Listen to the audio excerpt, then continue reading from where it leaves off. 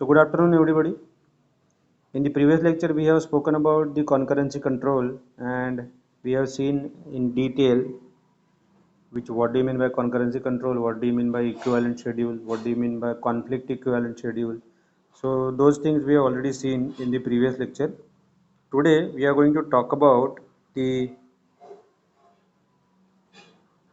serializability. Today we are going to talk about the serializability. So what do you mean by serializability, that we will see. Serializability means what? You can read this definition, what this definition is saying. There you will have a very clear idea. A schedule of n transaction is said to be serializable if it is equivalent to the same serial schedule. I think this also we have seen in the previous lecture. A schedule of n transaction is said to be serializable if it is equivalent to sum of the serial schedule of n transaction. You can see this is my serial schedule, this is the serial schedule, and this particular schedule, you can see this particular schedule is a concurrent schedule. This schedule is nothing but the concurrent schedule.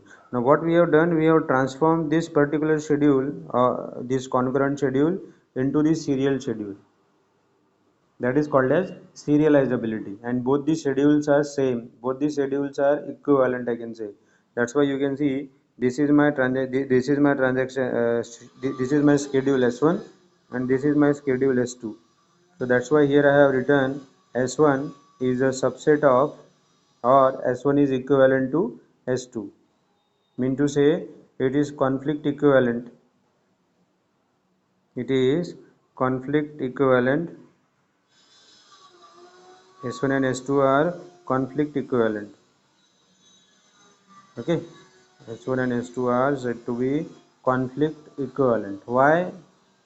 Because already we have seen what do you mean by equivalent schedule, right?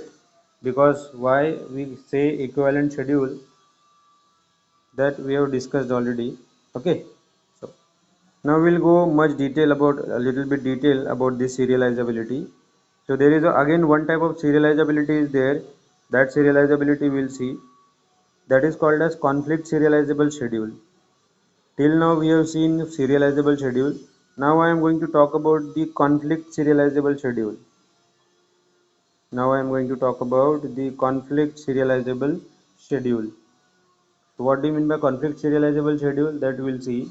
But before that, how we can check whether the schedule is said to be, whether the schedule is said to be conflict serializable or not, right? We have seen, let me check, anyone is waiting.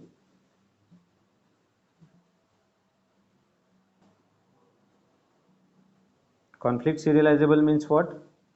We have already seen what do you mean by conflict serializable schedule. If I am having a concurrent schedule and if I am transforming it into a serial schedule, then it is conflict serializable.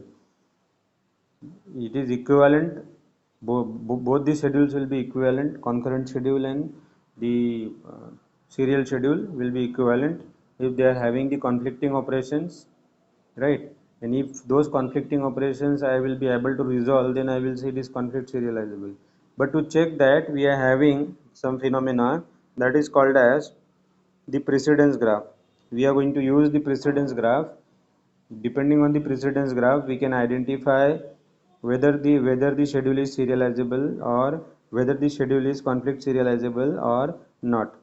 So you can see the precedence graph is used to test whether the schedule is conflict serializable or not. But before that, what do you mean by precedence graph? That we'll see. A precedence graph G is V comma E, means number of vertices and number of edges, where V indicates the set of vertices and E indicates the set of edges. G is equals to V comma E. V indicates the set of vertices and E indicates the set of edges, and it is a precedence graph. Means what? It will indicate the precedence, it will indicate the directions of the flow, right? So before that, let me come.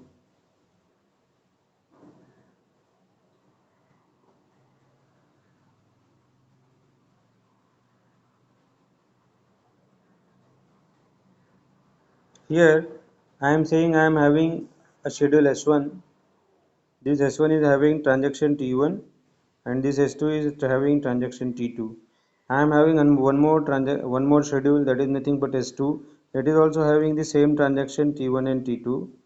Here I am executing in this way. Suppose that this particular schedule is having read the value of A, then I am writing the value of A, then I am reading the value of B, and so on.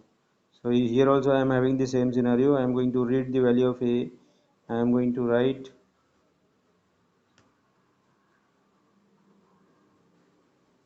the value of A, and here I am going to read the value of B, like somewhat like.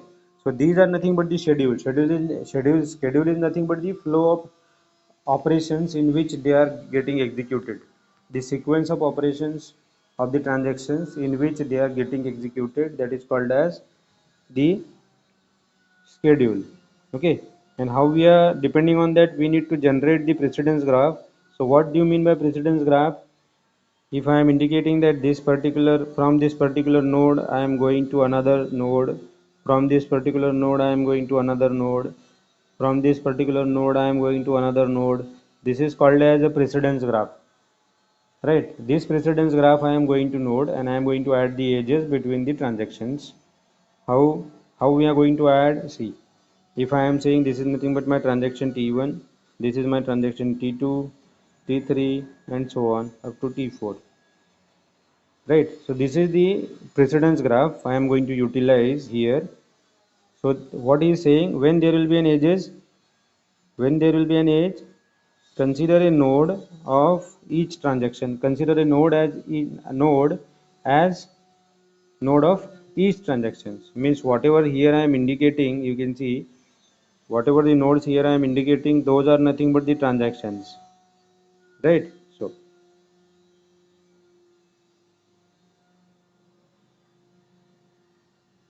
then a directed edge from Ti to Tj, if Tj reads the data value reads the data value of data item written by Ti. Mean to say what? If there is an, when I am going to add from T1 to Tj like this, you can see, if I am saying I am having a transaction T1 and I am having transaction T2, suppose, right? If I am saying I am having read A, then I am having write A, and here I am having read A, right? Now what I am doing here, if I am referring this as suppose Tj, if I am saying this is my Ti and this is my, if I am referring it as Tj, this is my Ti and this is my Tj, so you can see this. In Tj I am reading the value which is written by Ti, and same data item I am talking about, you can see data item is same. So I am in Tj I am reading the value of A which is already written by Ti, which is already written by Ti. So the same is telling, you can see there is a directed edge, there is a directed edge from Ti to Tj, there is a directed edge between Ti to Tj. When there will be a directed edge? If Tj, if Tj reads the data value written by Ti. So here the same I have told you, I am reading the data value, here I am reading the data value which is already written by Ti. So in that case there will be a directed graph from Ti to Tj, there will be a directed graph from Ti to Tj, one scenario. Understanding what I am trying to tell you? Then another scenario, a directed edge from Ti to Tj, a directed edge from Ti to Tj. If Tj writes the data value which is read by Ti. Tj writes the data value which is read by Ti. Mean to say Tj writes the data value, Tj writes the data value which is already read by Ti. So you can see now Tj is writing the value which is already read by Ti. So then also there will be a directed graph from Ti to Tj, from transaction Ti to transaction Tj. Then last one, if there will be a directed edge from Ti to Tj, when there will be a directed graph from Ti to Tj, when there will be a directed graph from Ti to Tj, you can see here, if Tj writes the value of data item which is already written by Ti, means both writes.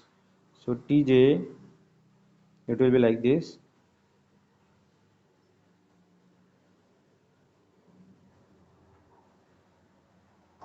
Tj is writing the value which is already written by Tj is writing the value which is already written by Ti. So again there will be a precedence graph from Ti to Tj. Now are you understanding what I am to try to tell you? This is called as a precedence graph. You might have already learnt in data structures also, in your DBMS also, what do you mean by precedence graph. Okay, so in this way we need to check it out whether the schedule is serializable, conflict serializable or not. Okay, there. We'll see some example. In the example, you will have a very clear idea what I am trying to tell you. So here I want to test whether the schedule is serializable or not, whether the schedule is conflict serializable or not. If that directed graph, if the directed graph contains no cycle, means if the graph is acyclic, if the graph is acyclic, then the schedule is said to be conflict serializable. You can see here I am having a graph. Here I am having like this, and here I am having like this. So if there is a cycle, it will not be serializable. If the graph contains no cycle, then it is conflict serializable. Okay, mean to say, if I am having this scenario like this, if I am having this scenario like this, it is what you can see, there is a cycle, there is a cycle, right? So in that case there will be this particular graph is not said to be conflict serializable. If the graph contains no cycle, then it is conflict serializable. It is conflict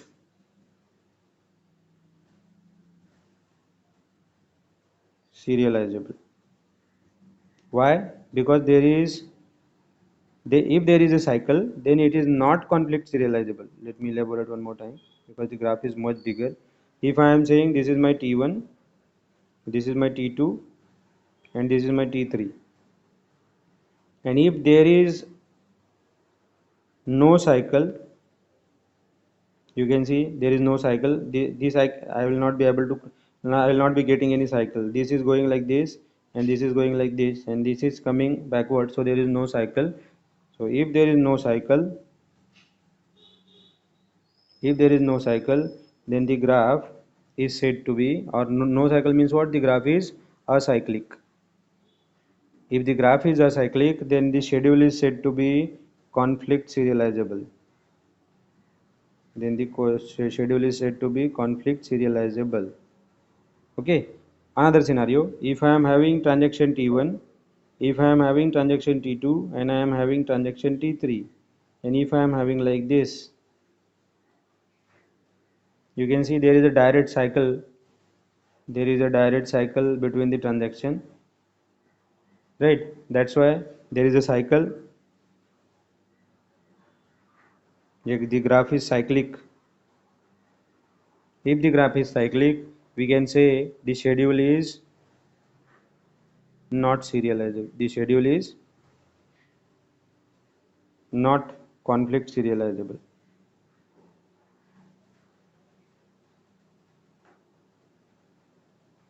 Okay, so that's what I have tried to tell you here.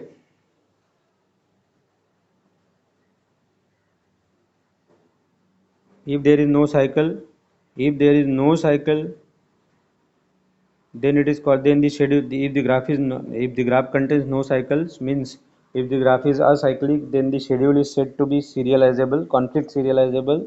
And if the graph contains a cycle, then the schedule is not conflict serializable.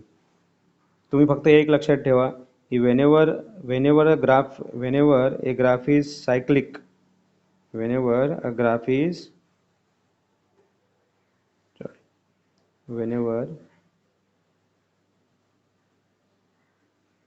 whenever a graph is acyclic, then the schedule is conflict serializable. If it is acyclic, simple logic,